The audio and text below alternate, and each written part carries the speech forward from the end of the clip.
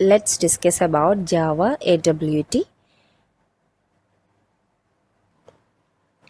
AWT stands for Abstract Window Toolkit. Abstract Window Toolkit, that is AWT, is an application program interface for creating graphical user interface in Java.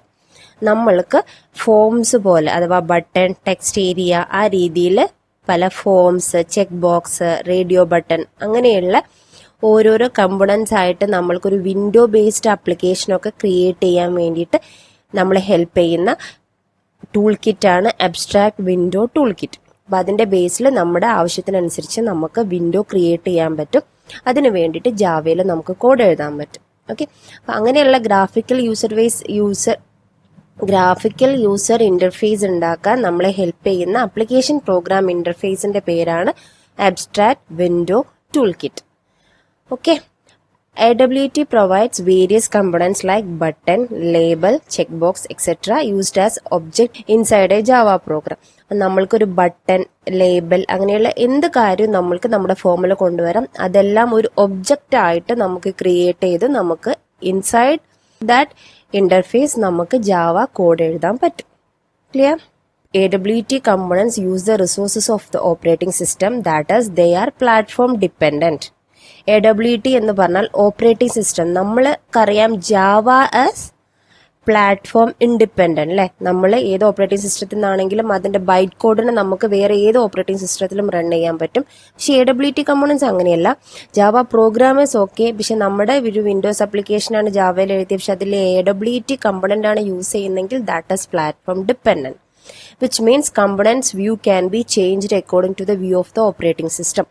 May be നമ്മൾ വിൻഡോസിൽ ചെയ്തതിനെ ലിനക്സിലേക്ക് എടുക്കുമ്പം അതിൻ്റെ ലുക്കിന് change വരാൻ സാധ്യതയുണ്ട്.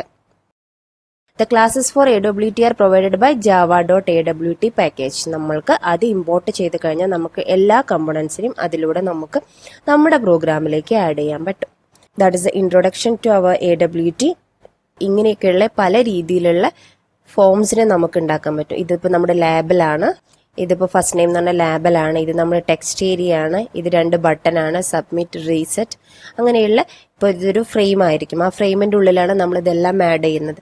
അങ്ങനെ നമ്മുടെ ഇഷ്ടത്തിനനുസരിച്ച് ഫോംസ് AWTയുടെ ഹെൽപ്പോടു കൂടി നമ്മൾക്ക് ഉണ്ടാക്കാൻ പറ്റും.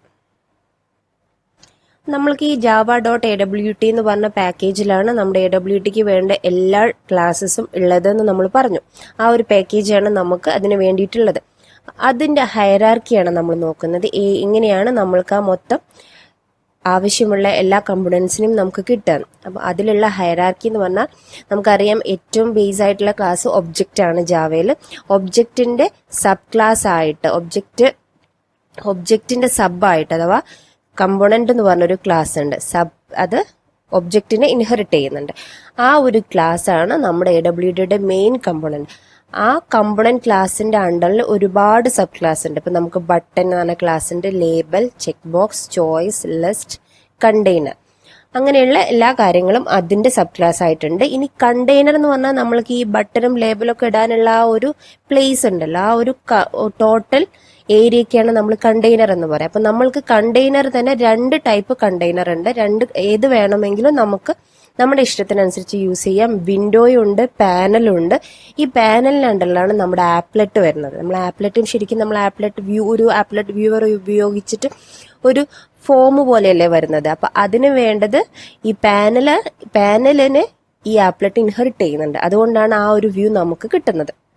ഇനി വിൻഡോയിലാണെങ്കിൽ വിൻഡോയുടെ അണ്ടറിൽ ഫ്രെയിമുണ്ട്, ഡയലോഗ് ഉണ്ട്. ഡയലോഗ് എന്ന് പറയുമ്പോൾ ആ ഒരു ജസ്റ്റ് ഒരു ഇൻഫർമേഷനൊക്കെ പെട്ടെന്ന് പോപ്പ് ചെയ്ത് വരാൻ പോകുന്ന പോപ്പ് ചെയ്ത് വരുന്ന രീതിയിലുള്ള ഒരു കണ്ടെയ്നറാണ്. ഫ്രെയിം എന്ന് പറഞ്ഞാൽ ഫ്രെയിമാണ് ആക്ച്വലി നമ്മൾ എപ്പോഴും നമ്മൾ യൂസ് ചെയ്യുക. ഈ ഫ്രെയിമിന് ആദ്യം ക്രിയേറ്റ് ചെയ്തിട്ട് അതിൻ്റെ ഉള്ളിലാണ് ഈ ബട്ടൺസ്, ലേബൽ, ചെക്ക് ബോക്സ് അങ്ങനെയുള്ള ബാക്കി എല്ലാ കമ്പോണൻസുകളും നമ്മൾ ആഡ് ചെയ്യാം.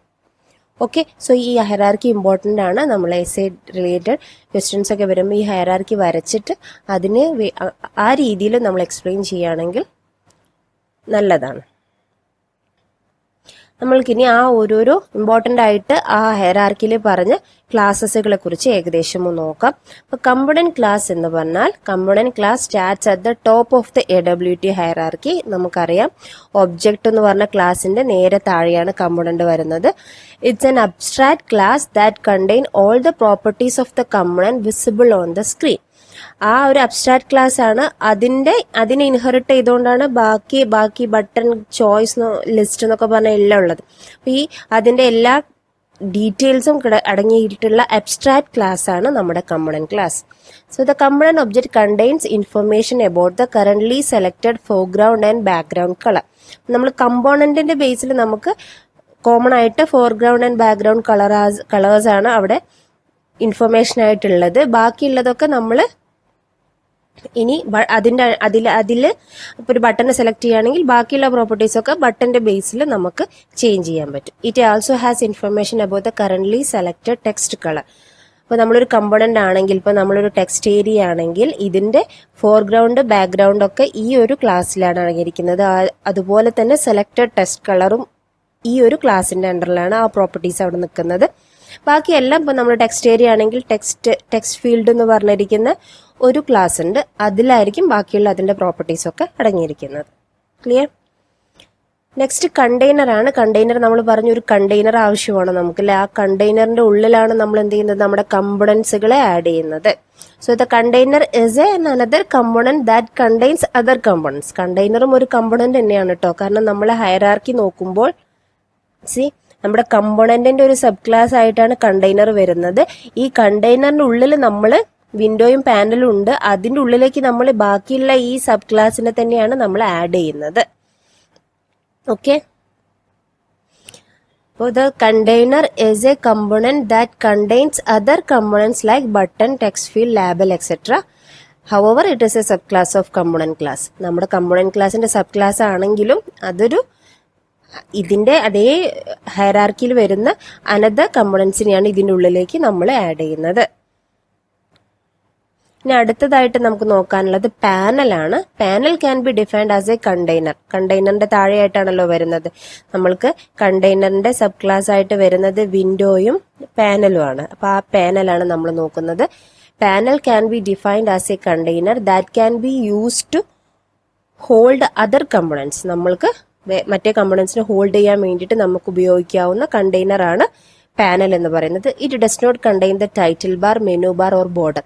അപ്പൊ നമ്മൾ പാനലാണ് എടുക്കുന്നതെങ്കിൽ നമ്മൾക്ക് ഇങ്ങനെ വിൻഡോ പോലെയുള്ള ഒരു ടൈറ്റിൽ ബാർ, ഒരു പേര് ടൈറ്റിൽ ബാർ, പിന്നെ ഇവിടെ നമുക്ക് മെനൂസ് കൊടുക്കാൻ പറ്റും, ഇങ്ങനെ കറക്റ്റ് ബോർഡർ, അതൊന്നും ഉണ്ടാവില്ല. ഒരു പ്ലെയിൻ ആയിട്ട് നമ്മൾക്ക് ബട്ടൺസ് ഒക്കെ ആഡ് ചെയ്യാം, ആ ബട്ടൺസിനൊക്കെ കറക്റ്റ് കാണും. ആ രീതിയിലുള്ള ഒരു കണ്ടെയ്നറാണ് പാനൽ എന്ന് പറയുന്നത്. ഇനി കുറച്ചും കൂടെ വൃത്തിക്ക് നമ്മൾക്ക് നമ്മുടെ കണ്ടെയ്നർ വേണമെങ്കിൽ നമുക്ക് എന്ത് ചെയ്യാം, വിൻഡോ വെച്ചിട്ട് കോഡ് എഴുതാം. A window can be defined as a container that does not contain any border or menu bar. ഇവിടെ എന്തില്ല, നമ്മുടെ മെനു ബാറും ബോർഡറും ഒന്നുമില്ല. It creates A top level view.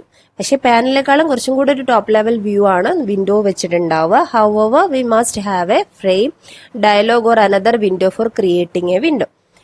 അതുപോലെ നമ്മൾക്ക് എന്ത് ചെയ്യാം, വിൻഡോ ബേസിൽ നമുക്ക് വിൻഡോയുടെ സബായിട്ട് ഫ്രെയിം ഉണ്ട്, ഡയലോഗ് ഉണ്ട്. അപ്പൊ അത് വെച്ചിട്ട് നമുക്ക് ഫ്രെയിം യൂസ് ചെയ്തിട്ട് നമുക്ക് എന്ത് ചെയ്യാം, നമ്മുടെ കണ്ടെയ്നറിനെ ക്രിയേറ്റ് ചെയ്ത് അതിൻ്റെ ഉള്ളിൽ നമ്മൾക്ക് കമ്പോണൻസിനെ ആഡ് ചെയ്യാൻ പറ്റും.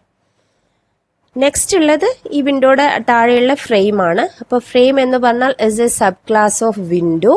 It can be defined as a container with components like button, text field, label, etcetera. അഥവാ നമ്മൾക്ക് AWT ആപ്ലിക്കേഷൻസ് എപ്പോഴും യൂസ് ചെയ്യുന്ന ഇമ്പോർട്ടന്റ് ആയിട്ടുള്ള കണ്ടെയ്നർ എന്ന് പറഞ്ഞാൽ ഫ്രെയിമാണ്.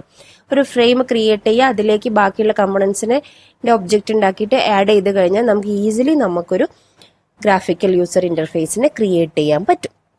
ഇത്രയൊക്കെയാണ് ഇമ്പോർട്ടന്റ് ആയിട്ടുള്ളത്. ഇനി നമ്മൾക്കൊരു പ്രോഗ്രാം നോക്കാം. അപ്പൊ ഈ പ്രോഗ്രാമിൽ നോക്കൂ, ഇമ്പോർട്ട് java.awt പ്രോഗ്രാം 1 ആണ് നമ്മുടെ ക്ലാസിന്റെ പേര്. അത് തന്നെ നമ്മളൊരു കൺസ്ട്രക്ടർ ക്രിയേറ്റ് ചെയ്യുന്നു. അപ്പൊ അതിൽ എന്താ നമ്മൾ ചെയ്യുന്നത്, ഒരു ഫ്രെയിമിനെ ആദ്യം ക്രിയേറ്റ് ചെയ്ത് ഫ്രെയിം f = ന്യൂ ഫ്രെയിം. അതിനുശേഷം നമ്മൾ ബട്ടൺ ക്രിയേറ്റ് ചെയ്തു. ബട്ടൺ ഇതൊക്കെ നമ്മുടെ AWTയുടെ ഉള്ളിൽ വരുന്ന ഓരോരോ ക്ലാസ്സുകളാണ്, അഥവാ കമ്പോണൻസിന്റെ അണ്ടറിൽ വരുന്ന ക്ലാസ് ആണ്. Button BTN equal to new button. ഒരു ക്ലാസ് ഉണ്ടെങ്കിൽ നമുക്ക് എന്ത് ചെയ്യാം, ആ ക്ലാസിന്റെ ഒബ്ജക്റ്റ് ക്രിയേറ്റ് ചെയ്തൂടെ. ക്ലാസ് ഒബ്ജക്റ്റ് കൺസെപ്റ്റ് ആണല്ലോ ജാവയിൽ ഇമ്പോർട്ടന്റ്. അപ്പൊ അതുപോലെ ഒരു ഒബ്ജക്റ്റിനെ ക്രിയേറ്റ് ചെയ്തു, അതിൽ നമ്മൾ ടെക്സ്റ്റും കൊടുത്തു. ഓക്കെ, നമ്മൾ ഹലോ വേൾഡ് എന്ന് പറഞ്ഞ ടെക്സ്റ്റും കൊടുത്തു. എന്നിട്ട് അതിന്റെ ബാക്കിയുള്ള ഹൈറ്റ്, വിഡ്ത്ത്, ഡെപ്ത് അതെല്ലാം നമ്മൾ ആ കറക്റ്റ് സ്പെസിഫിക്കേഷൻസ് ഒക്കെ കൊടുത്തു. അതിനുശേഷം നമ്മൾ f.add BTN.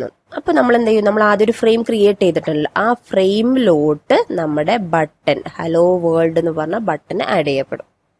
ക്ലിയർ? ഇനി അതുപോലെ ഈ ഫ്രെയിമിന്റെ ബാക്കി ഒരുപാട് പ്രോപ്പർട്ടീസ് ഉണ്ട്, അതൊക്കെ നമുക്ക് സെറ്റ് ചെയ്യാൻ പറ്റും. അതിന്റെ സൈസ് സെറ്റ് ചെയ്യാം, 300, 250. ടൈറ്റിൽ സെറ്റ് ചെയ്യാം. അപ്പൊ നമുക്ക് ഇവിടെ ടൈറ്റിൽ ഉണ്ടാവും, ഇവിടെ ജാവ T പോയിന്റ് എന്ന് പറഞ്ഞിരിക്കുന്ന ടൈറ്റിൽ ഉണ്ടാവും. ലേഔട്ട്, അതിന്റെ ഒരു ലേഔട്ട്, ഡിഫോൾട്ട് ലേഔട്ട് നമ്മൾ എപ്പോഴും നള്ളാക്കി കൊടുക്കുക. അപ്പൊ നമ്മൾ എപ്പോഴും അത് ചെയ്യും. f.set layout null, set visible true. നമുക്ക് set visible false, ചില സമയത്ത് നമുക്ക് ആ വിൻഡോ കാണണ്ട, അതപ്പോ അവിടുന്ന് ഇൻവിസിബിൾ ആയി പോകണമെങ്കിൽ നമുക്ക് സെറ്റ് വിസിബിൾ എന്ത് ചെയ്താൽ മതി, ഫോൾസ് ആക്കി കൊടുത്താൽ മതി. എപ്പോഴും വിസിബിലിറ്റി ട്രൂ ആക്കി കൊടുക്കണം. അതിനുശേഷം പബ്ലിക് സ്റ്റാറ്റിക് വോയിഡ് മെയിനിൽ നമ്മൾ ഈ ഒരു ക്ലാസിന്റെ AWT പ്രോഗ്രാം 1 എന്ന ക്ലാസിന്റെ ഒബ്ജക്റ്റ് ക്രിയേറ്റ് ചെയ്ത് കഴിഞ്ഞാൽ ഓട്ടോമാറ്റിക്കലി കൺസ്ട്രക്ടർ വർക്കാവും. ഈ കാര്യങ്ങളെല്ലാം വർക്കായി സെറ്റ് വിസിബിൾ ട്രൂ ആക്കിയത് കാരണം നമുക്കത് കാണാൻ പറ്റും. ഇങ്ങനെയാണ് AWT പ്രോഗ്രാം വർക്ക് ചെയ്യുക. നമുക്കൊന്ന് റൺ ചെയ്ത് നോക്കാം. അപ്പൊ നമുക്കിതൊന്ന് റൺ ചെയ്ത് നോക്കാം. ഇതാണ് നമ്മുടെ പ്രോഗ്രാം. ഈ നേരത്തെ എക്സ്പ്ലെയിൻ ചെയ്ത ആ പ്രോഗ്രാം തന്നെയാണ്. ഇതെല്ലാം വെച്ച് നമ്മൾ ആഡ് ചെയ്തിട്ട് നമ്മൾ കമാൻഡ് പ്രോംപ്റ്റ് വെച്ച് റൺ ചെയ്യാൻ പോവാണ്. .java